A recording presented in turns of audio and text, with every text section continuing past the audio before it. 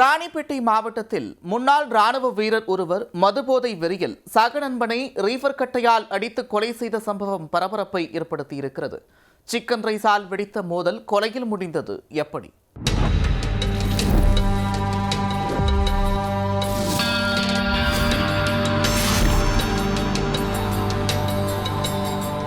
வாலாஜாபேட்டை அடுத்த பூண்டி கிராமத்தைச் சேர்ந்தவர் 54 வயதான ராஜேந்திரன்.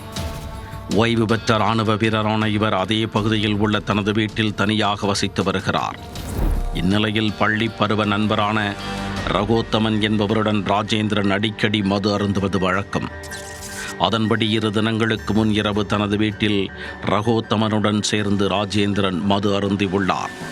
அப்பொழுது சாப்பிடுவதற்காக வாங்கி வந்த சிக்கன் ரைஸ் பார்சலை ரகோத்தமன் பிரிக்க முயன்றுள்ளார். இதனால் கை தவறி கீழே விழுந்த சாப்பாட்டு பொட்டலம் தரையில் விழுந்து சிதறி உள்ளது.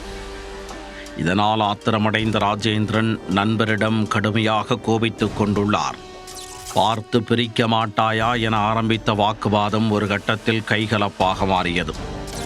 ஆத்திரம் தலைக்கேறிய ராஜேந்திரன் போதை வெறியில் அருகில் கிடந்த ரீப்பர் கட்டையால் நண்பனின் தலையில் ஓங்கி அடித்துள்ளார்.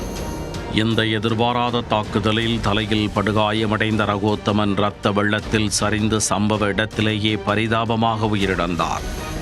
அலறல் சத்தம் கேட்டு ஓடி வந்த அக்கம் பக்கத்தினர் இது குறித்து வாலாஜாபேட்டை காவல் நிலையத்திற்கு உடனே தகவல் அளித்தனர்.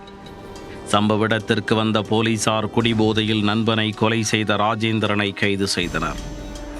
சம்பவ இடத்தில் தடயங்களை சேகரித்ததோடு வழக்கு பதிவு செய்து விசாரணை நடத்தி வருகின்றனர். பள்ளியில் தொடங்கி காலமாய் தொடர்ந்து வந்த நட்பு மதுபோதையில் 80 ரூபாய் சிக்கன் ரைஸுக்காக கொலையில் முடிந்த சம்பவம் அப்பகுதியில் மிகுந்த சோகத்தை ஏற்படுத்தி உள்ளது.